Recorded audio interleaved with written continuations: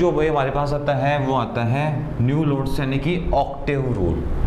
ठीक है, न्यूलैंड्स ने आपको क्या बताया था? न्यूलैंड्स ने आपको कहा कि भाई नहीं, हम टेबल को एक नए पैटर्न से अरेंज करते हैं। नए पैटर्न का मतलब क्या है कि उसने जो टेबल को अरेंज किया था वो हमने डिस्कस किया कि ए एलिमेंट का मास प्लस में सी एलिमेंट का मास डिवाइडेड बाय 2, तो उससे हमारे पास क्या आएगा, एक मीन निकल के आएगा जो क्या करेगा, बी एलिमेंट के मास को रिप्रेजेंट करेगा। इससे पहले वाले लॉज में हमने डिस्कस किया था और उसको हमने डिस्कस किया था बायोकेमिकल प्रॉपर्टीज के बेस पे। अब जो मैं आपसे डिस्कस करना चाह रहा हूँ वो है मेरे पास न्यूलैंड्स क्लासिफिकेशन, यानी कि ऑक्टेव रूल के नाम से आप इसको अच्छे से जानते हो। और ये इसने कब डिफाइन किया था?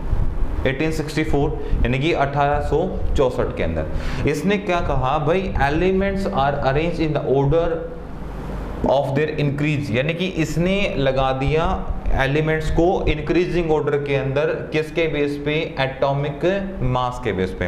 यानी कि भाई जैसे जैसे मास बढ़ रहा है ना, जैसे स्कूल्स में आपकी असेंबली होती है कि जिसकी हाइट सबसे कम होती है वो आगे खड़ा होगा, जिसकी हाइट उसके बाद जिसकी हाइट होती है, उसके बाद जिसकी हाइट होती है, एक वो इंक्रीजिंग ऑर्डर में आप पैटर्न स्टार्ट करते हो। या जैसे थिएटर वगैरह में या जैसे कॉलेजों के क्लासरूम वगैरह होते हैं, वो एक जैसे आपकी स्टेयर्स वगैरह होती हैं, ठीक है। ये कॉमनली आपने भी प्रैक्टिकल फॉर्म में देखा होगा कि जो मूवीज के अंदर जो चेयर अरेंज की जाती हैं थिएटर के अंदर, वो क्या होती हैं, एक पैटर्न में की जाती है, एक इक्वल हाइट के साथ साथ रखी जाती हैं ताकि जो आपके वहाँ पे कोई डिस्टर्बेंस क्रिएट ना हो। उसी प्रकार इसने क्या कहा भाई, एलिमेंट को हम अरेंज करेंगे किसके अकॉर्डिंग? इंक्रीज, यानी कि एटॉमिक मास के अकॉर्डिंग हम क्या करेंगे, उसको अरेंज करेंगे। भाई जैसे इसने एटॉमिक मास के अकॉर्डिंग इंक्रीज करने कहा, कितने? बोला 8 एलिमेंट, ठीक है। और इसने अपना जो पैटर्न दिया, ठीक है, वो इंडियंस के अंदर जैसे हम संगीत यूज करते हैं वो इसने यूज किया सा रे गा मा पा धी नी सा, ये इन्होंने क्या किया, यूज किया। इसने कहा कि भाई फर्स्ट एलिमेंट की प्रॉपर्टी नेक्स्ट जो एलिमेंट होगा लास्ट वाला 8वां, उनकी प्रॉपर्टी क्या करेंगे, एक दूसरे के साथ मैच कर जाएंगे। कैसे?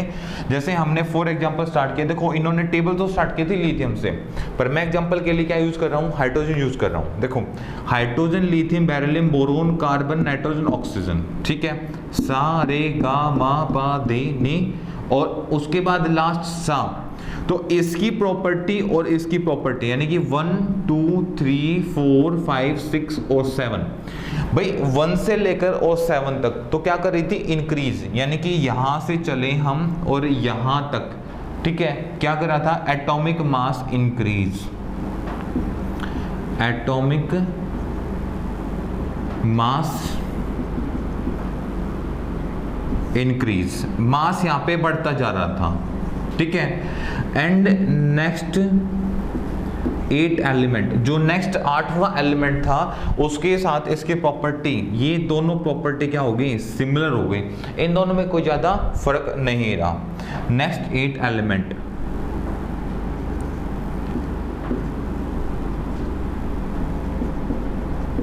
शो द प्रॉपर्टी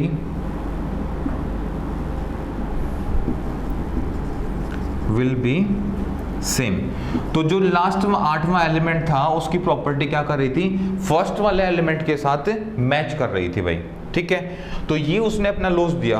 अच्छा जी, इससे पहले हमने जो लॉज पढ़ा था उसके बारे में डी बोर्डनीज ने जो हमें लॉज दिया था, वहां पे जो हमारे पास जो उसने अपना लॉज बताया, तो हमारे पास 36 एलिमेंट थे।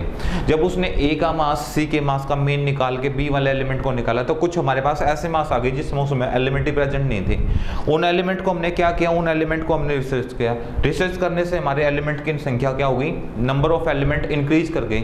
एलिमेंट 36 से कितने हो गए, 56। यानी कि जब न्यूलैंड्स ऑक्टेव ने जब हमें रूल दिया, ऑक्टेव रूल जिसको आप बोलते हैं, न्यूलैंड्स लॉ बोलते हो, जो 1864 में दिया गया था, उस समय पे आपके पास नंबर ऑफ टोटल एलिमेंट कितने थे, 56 एलिमेंट प्रेजेंट थे। अच्छा, ये लॉ आगे चल के दैट नॉट बी सक्सेसफुल, ये लॉ भी हमारा क्या हुआ, सक्सेसफुल नहीं हुआ। सक्सेसफुल ना होने का रीजन क्या हुआ कि भाई कुछ एलिमेंट्स की प्रॉपर्टी, हमारे पास बड़े ड्रॉबैक रहे इसके अंदर, जिसके बेस पे हम टेबल्स को क्लासिफिकेशन नहीं कर पा रहे थे। तो हमने क्या किया, ऐसा क्यों हुआ, ऐसा क्यों नहीं कर पा रहे थे, तो क्योंकि भाई जिसने टेबल्स को जो स्टार्ट किया था वो लिथियम टू सोडियम, यानी कि फर्स्ट जो हमारा ट्रेंड बन रहा था, यानी कि फर्स्ट सीरीज जो बन रही थी वो हमारे सोडियम, आपके लिथियम से स्टार्ट होकर और सोडियम पे जाके कंप्लीट हो रही थी, ठीक है। दूसरा कि लिथियम सोडियम पोटासियम की प्रॉपर्टीज यानी कि जो उनका एटॉमिक यहाँ पे जो उनके पास जो प्रॉपर्टीज थी वो एटॉमिक मास के अकॉर्डिंग क्या कर रही थी, मैच कर रही थी प्रॉपर्टीज। ठीक है, क्योंकि भाई देखो इसकी प्रॉपर्टी मैच करेंगी अगले 8वें एलिमेंट के साथ। ठीक है, सा रे गा मा पा दे नी, यहां तक तो इंक्रीज कर रही हैं। अब उसके बाद क्या होगा, अगला जो एलिमेंट आएगा सा, उसकी प्रॉपर्टी पहले वाले सा के साथ क्या कर जाएंगी, मैच, यानी कि फर्स्ट एलिमेंट 8वें एलिमेंट के साथ दैट विल बी सिमिलर होगा। उसी प्रकार से जब हमने sodium to lithium to sodium हमने जब टेबल को अरेंज किया तो कुछ प्रॉपर्टी यानी कि भाई इसकी प्रॉपर्टी इस वाले के साथ सिमिलर है तो इस वाले की प्रॉपर्टी इस वाले के साथ सिमिलर होंगी, इस वाले की प्रॉपर्टी क्या होंगी, इस वाले के साथ, यानी कि प्रॉपर्टी दैट विल बी, वहां पे एक सिमिलर प्रॉपर्टी आ रही थी। हालांकि प्रॉपर्टी में क्या होना चाहिए, चेंज होना चाहिए। भाई या तो मास बढ़ना चाहिए तो मास बढ़ते ही रहना चाहिए, या उनके पास जो प्रॉपर्टी जो बिहेव है, ठीक है, वो एक जैसा नहीं होगा। जैसे साइज पे फर्क पड़ रहा है, साइज बढ़ रहा है तो कुछ रिएक्टिविटी में भी डिफरेंस आना चाहिए, कुछ इनके नेचर में भी डिफरेंस आना चाहिए। तो यहाँ पे इनकी प्रॉपर्टीज क्या थी, सिमिलर मैच कर रही थी। दूसरा यहाँ पे बेरिलियम मैग्नीशियम कैल्शियम, ठीक है, बेरिलियम मैग्नीज और कैल्शियम, इनकी प्रॉपर्टी क्या कर रही थी, सॉरी बेरिलियम मैग्नीशियम और कैल्शियम, इनकी प्रॉपर्टी क्या कर रही थी, that will be the same. इनकी प्रॉपर्टी फिर मैच कर रही थी और इनकी प्रॉपर्टी मैच कर रही थी, और इनकी प्रॉपर्टी को हम that will B not capable उस समय नहीं थे उसके कि हम उसको सेपरेट कर जाएं। तीसरा जो हमारे पास सबसे बड़ा ड्रॉबैक निकल के आया, तो हमारे पास टोटल एलिमेंट 56, और जो ये आपके पास ऑक्टेव रूल जो वर्क करता है वो अप टू कैल्शियम तक करता है। ठीक है, अप टू कैल्शियम तक करता है, और ये यदि अच्छे ढंग से देखा जाए तो ये आपका जो लो है वो कैल्शियम तक भी फॉलो नहीं करता, क्योंकि यदि यहाँ तक फॉलो करता है तो आपको potassium and calcium, potassium and calcium जो आपके पास हैं, इनको भी ऑक्टेव रूल फॉलो कराने के लिए हमें इनर्ट सेल को अनकंप्लीट करना पड़ता है। और बाकी लोज ने कहा था जब हमने इलेक्ट्रॉन डिस्ट्रीब्यूशन किया तो उस समय पे हमारे पास एक फर्स्ट कंडीशन ये आती है कि सबसे पहले हम इनर सेल को कंप्लीट करेंगे और उसके बाद इलेक्ट्रॉन डालेंगे नेक्स्ट सेल के अंदर। ठीक है, फोर एक बार थोड़ा सा डायग्राम से हम डिस्कस कर लेते हैं। मान लो मेरे पास एलिमेंट है पोटासियम, ठीक है, अब पोटासियम के इलेक्ट्रॉन्स को मैं डाल रहा हूं। ठीक है, मेरे पास ये हो गया न्यूक्लियस, ये मेरे पास फर्स्ट सेल जिसमें 2 इलेक्ट्रॉन्स आएंगे, ये मेरे पास सेकंड सेल है जिसमें 8 इलेक्ट्रॉन आएंगे, 1 2 3 4 5 6 7 एंड 8। ये मेरे पास थर्ड सेल है। अब थर्ड सेल में अकॉर्डिंग टू रूल 18 इलेक्ट्रॉन आते हैं, और बट हम यहाँ पे क्या करते हैं, 8 इलेक्ट्रॉन्स का यूज करते हैं, 1 2 3 4 5 6 7 और 8। एंड लास्ट जो हमारे पास फोर्थ सेल डेवलप होती है उसमें हम क्या करते हैं, 1 इलेक्ट्रॉन डालते हैं, 1 इलेक्ट्रॉन। ठीक है भाई, ये 1 इलेक्ट्रॉन हम नीचे वाले में भी ऐड कर सकते थे। ठीक है, हाँ, ना ऐड करने के हमारे पास रीजंस हैं, क्योंकि जैसे जैसे एटॉमिक साइज इंक्रीज करता है वैसे वैसे एटॉमिक साइज डिक्रीज भी करता है। वो मैं एनर्जी लेवल के बेस पे मैं समझ रहा हूं, पर जब इलेक्ट्रॉन डिस्ट्रीब्यूशन के बेस पे यदि मैं यहाँ पे डिस्कस कर रहा हूँ, इलेक्ट्रॉन डिस्ट्रीब्यूशन के बेस पे यदि हम प्रॉपर्टीज को डिस्कस करते हैं तो इनके अंदर अनस्टेबिलिटी बढ़ जाती है। सिर्फ 2 एक्सेप्शनल केसेस आते हैं यहाँ पे, potassium and then next one is the calcium. तो इसका ध्यान रखेंगे कि ऑक्टेव रूल जो हमारा है वो फॉलो करता है अप टू कैल्शियम तक, ये फॉलो करता है। सिमिलर एलिमेंट कौन कौन से थे, lithium sodium potassium beryllium manganese और कैल्शियम, ये 6 एलिमेंट थे जिनकी प्रॉपर्टी मैच कर रही थी, और ये हमारे सबसे बड़े ड्रॉबैक थे। इन प्रॉपर्टीज की वजह से हमारे पास यहाँ पे हमें इस पैटर्न पे सक्सेसमेंट नहीं मिली। दोबारा रिवाइज कर देता हूँ, ऑक्टेव रूल ने टेबल को डिस्क्राइब किया एटॉमिक मास के बेस पे। इससे पहले हमने जो डी ब्रोगली प्रिंसिपल पढ़ा था उसने टेबल को दिया केमिकल प्रॉपर्टीज के बिहाफ पे, और उससे पहले जब आपने टेबल को पढ़ा था तो वो आपने पढ़ा था फिजिकल प्रॉपर्टीज के बिहाफ पे। नेक्स्ट हम पढ़ते हैं मेंडलीव पीरियोडिक टेबल। नेक्स्ट जो हमारे पास आता है भाई वो आता है मेंडलीव पीरियोडिक टेबल। अब मेंडलीव पीरियोडिक टेबल ने क्या किया कि भाई हमने पहले काफी लोग को देखा, उसके अंदर क्या हुआ, कुछ ना कुछ कमियां हर किसी के अंदर आ रही थी। तो मेंडलीव को देखते हैं कि ये कितना अपने आप में सक्सेसफुल रह पाता है और कितनी प्रॉपर्टीज के बारे में अच्छे से डिस्क्राइब कर पाता है, यानी कि हमें कितना अच्छा पैटर्न ये प्रोवाइड करता है जिसके बेस पे हम उन टेबल को या अपने एलिमेंट को ईजिली से स्टडी कर सकते हैं। तो इसने क्या कहा भाई, इसने अपना पैटर्न बिल्कुल ही चेंज कर दिया। इसने क्या कहा कि द प्रॉपर्टी ऑफ एलिमेंट, जो एलिमेंट की प्रॉपर्टी होती थी इन अ पीरियोडिक फंक्शंस, जो जो आपके पास थे देखिए इसके बेसिस पे, एटॉमिक मास के बेस पे। भाई इसने उस टेबल को डिस्क्राइब करना स्टार्ट किया एटॉमिक मास के बेस पे, ठीक है। इफ द एलिमेंट जो आपके पास थे अरेंज एक ऑर्डर में अरेंज किया गया, किसमें, इंक्रीजिंग एटॉमिक मास।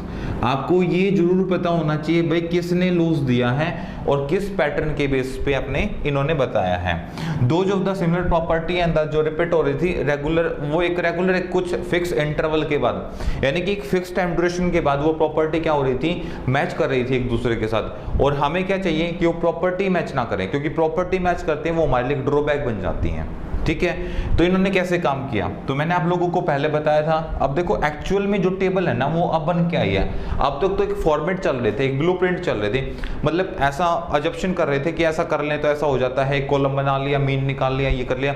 तो जो सबसे पहले जो टेबल यानी कि अकॉर्डिंग टू लॉज की बात की, क्योंकि देखो जब लेक्चर स्टार्ट हुआ तब मैंने आपको बताया था कि भाई टेबल को पढ़ने के दो तरीके हैं, पहला अकॉर्डिंग टू पीरियड या अकॉर्डिंग टू ग्रुप। दूसरा तरीका मेरे पास आता है वो एलिमेंट का आता है कि एलिमेंट को कैसे स्टडी किया जाता है। तो एलिमेंट को स्टडी करने के दो तरीके हैं, पहला तरीका अकॉर्डिंग टू फिजिकल प्रॉपर्टी और दूसरा तरीका अकॉर्डिंग टू ग्रुप। आप दो तरीके के बेस पे आप पढ़ते हो तो आपके पास जो प्रॉपर्टीज होंगी वो मैच भी करेंगी, जो लॉज होंगे वो काम भी करेंगे। और यदि आप अपने किसी नए पैटर्न के बेस पे पढ़ोगे तो बहुत सारे एक्सेप्शनल केसेस आएंगे जिसके बेस पे आप बहुत ही कंफ्यूज हो जाओगे और जिसके बेस पे आप स्टडी भी नहीं कर पाओगे। लास्ट में हमारे पास जो मॉडर्न पीरियड टेबल आती है उसमें भी हमारे पास एक ही कॉन्सेप्ट निकल के आता है। बोर ने बहुत अच्छे से एक बात बोली हुई है कि अकॉर्डिंग टू रूल, यानी कि जो उसने पोस्टुलेट्स दिए हुए हैं, जो उसने सिद्धांत बताए हुए हैं कि जिस तरीके से आप पीरियड टेबल को पढ़ोगे, यानी कि उस तरीके से आपने टेबल को पढ़ोगे तो उसकी प्रॉपर्टी मैच करेंगी, अदरवाइज उसकी प्रॉपर्टीज भी क्या करेंगी, मैच नहीं करेंगी। यदि प्रॉपर्टीज को समझना है, प्रॉपर्टीज को फॉलो करना है तो जैसा आपको बुक में बताया गया है आपको वैसा फॉलो करना पड़ेगा। यदि आप अपनी कोई ट्रिक निकालते हो तो उसके बेस पे आपकी प्रॉपर्टी मिसमैच करना स्टार्ट कर देंगी और वो जो डाउट्स आपके लिए सबसे बड़ी प्रॉब्लम्स बनेंगे। ध्यान रखना इस बात के बारे में, ठीक है। तो उसने कैसे काम किया वो मैं आप लोगों को बता देता हूं, ठीक है। हमने पहले भी मैंने आपसे बात की थी, जब मैं टॉप से चलूंगा ऊपर से और नीचे तक आऊंगा बॉटम तक, तो ये मान के चलना मैं बात कर रहा हूं ग्रुप्स के बारे में, ठीक है। और मैं लेफ्ट से चल लूंगा और मैं राइट की तरफ जा रहा हूं, तो मतलब मैं बात कर रहा हूं पीरियड के बारे में, ठीक है। उसने ऐसे टेबल्स को क्या कर दिया, ड्रॉ कर दिया, बना दिया। इस टेबल की कुछ खास बातें थी, इसमें कुछ इंपॉर्टेंट चीजें थी। उसने कहा भाई ऐसा करो आप 8 ग्रुप बनाओ, ठीक है। हमने 8 ग्रुप बना दिए, जैसे ये मेरा फर्स्ट हो गया, ये सेकंड, ऐसे करके थर्ड, रोमन का यूज किया था उसने, जैसे ये फर्स्ट हो गया, ये फर्स्ट ग्रुप है, ये सेकंड ग्रुप है, ये थर्ड ग्रुप है, ये मेरे पास फोर्थ ग्रुप है, ये मेरे पास फिफ्थ ग्रुप है, ये मेरे पास सिक्स्थ है, और ये मेरे पास 7 ग्रुप है, और ये मेरे पास यहाँ पे 8 ग्रुप है। उसने 8 ग्रुप बना दिए, ठीक है, और 12 पीरियड्स बना दिए, ठीक है। ये मेरे पास ग्रुप बन गए, ठीक है। और ग्रुप बनने के बाद जैसे ये यहाँ आएगा मेरा फर्स्ट पीरियड, ये मेरा फर्स्ट पीरियड आ गया, ठीक है। मतलब इसमें जो एलिमेंट यहाँ पे रखे गए एलिमेंट हैं, इस पे यहाँ रखे गए जो एलिमेंट हैं वो, अब देखो अब भी क्लियर हो जाएगा। यदि मैं इस एक नंबर के आगे, मतलब इस रो के अंदर जो यहाँ पे एलिमेंट लिखे होंगे और इनको मैं ऐसे स्टडी करूँगा, यहाँ से चला, इसके बारे में पढ़ा, फिर इसके बारे में, फिर इसके बारे में, फिर इसके बारे में, फिर इसके बारे में, फिर इसके, और फिर इसके, और लास्ट में इसके बारे में। इनकी प्रॉपर्टीज में मैंने कुछ कॉमन सीखा, इनकी प्रॉपर्टीज को मैंने कंपेयर किया, तो मैं चल रहा हूँ अकॉर्डिंग टू, किसके अकॉर्डिंग चल रहा हूँ, पीरियड, अकॉर्डिंग टू मैं पीरियड काम कर रहा हूँ, ठीक है। और यदि मैं ऊपर से चला, मैं इधर जा रहा हूँ यहाँ पे, इसमें, या मैं नीचे जा रहा हूँ, इसमें मैं इधर जा रहा हूँ, इसमें इधर जा रहा हूँ, इसमें इधर जा रहा हूँ, इसमें इधर जा रहा हूँ, इसमें इधर जा रहा हूँ, या इसमें इधर जा रहा हूँ, तो मैं काम कर रहा हूँ अकॉर्डिंग टू ग्रुप। और ये चीज़ें मेरे लिए बहुत ही स्पेशल हैं जो मुझे मेरे पैरामीटर्स को अच्छे से बताएंगे, ठीक है, कि मैं जो कर रहा हूँ क्या वो सही है या उसमें क्या कमियां आ रही हैं, वो हम डिस्कस करेंगे। फिर मेरे पास जो आता है वो दूसरा पीरियड, फिर तीसरा, ऐसे जो लास्ट तक मेरे पास कितने आते हैं, 12 पीरियड। यानी कि सबसे पहले इसने, मेंडलीव ने क्या किया कि आपको जो ग्रुप बना के दिए, इसने जो डिस्कस किया, इसके पास ग्रुप थे वो 8 थे और पीरियड यहाँ पे कितने थे 12। इसके पास ये दो चीजें थी जिसके बेस पे इसने एलिमेंट को रखना स्टार्ट किया। एलिमेंट को किसके अकॉर्डिंग रखा इसने? एलिमेंट को रखा इसने एटॉमिक मास के अकॉर्डिंग रखा। और जब इसने एटॉमिक मास के अकॉर्डिंग रखना स्टार्ट किया तो इसके सामने स्टार्टिंग में जो प्रोसेस इसका हो रहा था वो अच्छे से काम कर रहा था, पर उसके बाद क्या हुआ कि कुछ एलिमेंट्स के एटॉमिक मास मैच करने लगे। फॉर एग्जाम्पल यदि मैं बात करूं calcium and the argon, calcium का भी 40 होता है और आर्गन का भी 40 होता है। अब इन दो एलिमेंट की मुझे पोजीशन पता करनी हो तो अब दो एलिमेंट को एक ही पोजीशन पे भाई मैं नहीं रख सकता, ठीक है। ये मेरा सबसे बड़ा ड्रॉबैक रहा, यानी कि जो फर्स्ट प्रॉब्लम फेस करने को मिली मेंडलीव ने, तो मेंडलीव ने सबसे पहली चीज जो फेस की वो ये वाले, क्योंकि वो एलिमेंट को रख रहा था एटॉमिक मासेस के बेस पे और उसकी वजह से कुछ एलिमेंट के जैसे कैल्शियम और आर्गन, इन दो एलिमेंट, ये तो मैंने छोड़ा जस्ट एग्जांपल बात किया, ऐसे और भी बहुत सारे एलिमेंट हैं जिनके अंदर ऐसा हुआ कि जैसे कैल्शियम और आर्गन, इन एलिमेंट्स के एटॉमिक मास क्या कर गए? मैच। अब इसके लिए प्रॉब्लम ये थी कि भाई इस प्रेफरेंस किसको दे, किसको पहले रखें, और जिसको बाद में रख रहा है तो उसको बाद में क्यों रख रहा है? क्योंकि वो भी तो सेम मास का एलिमेंट है ना, और जिनका मास सेम है तो उनकी पोजीशन भी सेम होनी चाहिए। ये इसके लिए सबसे बड़ा यहाँ पे प्रॉब्लम क्रिएट करने वाला कॉन्सेप्ट था।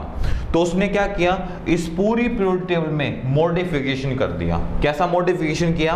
देखो फर्स्ट टेबल इन्होंने ये दी, अब इन्होंने सेकंड टेबल में जो चेंजमेंट किए अब मैं उन पे डिस्कस कर रहा हूँ। सेकंड टेबल में क्या किया गया कि जो ग्रुप थी ना, ग्रुप को क्लासिफिकेशन कर दिया, बांट दिया गया, ठीक है। किसमें?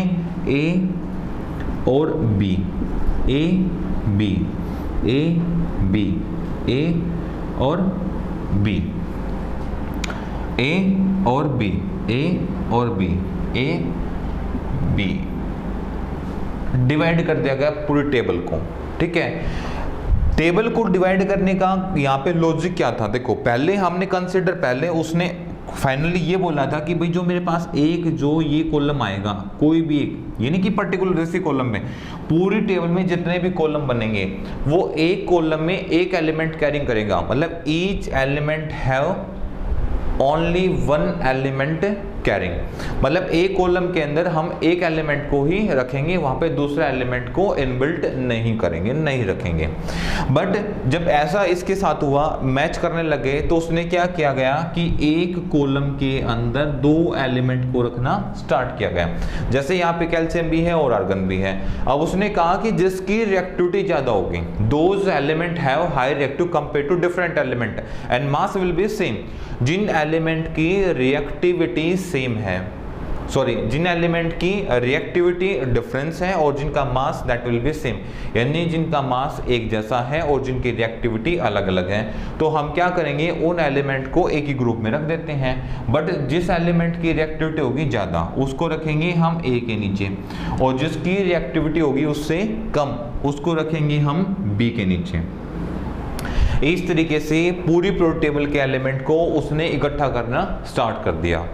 अब उसकी वजह से क्या हुआ कि कुछ एलिमेंट की प्रॉपर्टी, यानी कि जो टेबल थी वो मिसमैच करना स्टार्ट कर दी। तो उसके बाद क्या किया उसने, उसी टेबल के अंदर एक नए ग्रुप को डेवलप किया जो था उसके लिए जीरो ग्रुप, जीरो ग्रुप, ठीक है। जैसे उसने जीरो ग्रुप स्टार्ट किया तो जीरो ग्रुप को डेवलप करने के बाद उसने क्या किया कि पूरी टेबल से जो भी अनरिएक्टिव गैसेस थी, रिएक्टिव गैसेस नहीं अनरिएक्टिव, जिसको हम क्या बोलते हैं, नोबल गैसेस, नोबल गैसेस, ठीक है। पूरी टेबल से उसने नोबल गैसेस को निकालना स्टार्ट किया, ठीक है, और उन गैसेस की पोजीशन कन्वर्ट की जीरो ग्रुप के अंदर, ठीक है। जैसे ही उसने टेबल से नोबल गैसेस को सेपरेट किया तो इसके अंदर जो वैकेंट स्पेस था, यानी कि जो स्पेस था वो क्या हो गया, खाली, भाई मान लो यहाँ एक नोबल गैस थी, यहाँ उठा के मैंने वहां रख दी, तो ये वाला स्पेस तो खाली हो गया ना, और उसके आगे दूसरा एलिमेंट आ रहा है, उसके आगे तीसरा एलिमेंट आ रहा है। जब यहाँ जगह खाली है और आगे एलिमेंट है, अच्छा उन एलिमेंट को मैं पीछे शिफ्ट कर रहा हूँ, मान लो इस वाले को मैंने यहाँ शिफ्ट कर दिया, इस वाले को यहाँ कर दिया, इस वाले को यहाँ कर दिया, तो ऐसा करने से वो प्रॉपर्टी ऊपर वाले के साथ मैच नहीं कर रही, क्योंकि अकॉर्डिंग टू ग्रुप और अकॉर्डिंग टू पीरियड क्लासिफिकेशन करने का सबसे बड़ा पर्पस क्या था कि प्रॉपर्टी मैच करें। अब ऐसा करने से प्रॉपर्टी क्या हो गई, मिसमैच, और ये जो चेंजेस उसने किए ये उसके फेलियर होने के सबसे बड़े रीजन थे। और ये रीजंस को मॉडिफिकेशन किया किसने, मॉडर्न पीरियड टेबल में।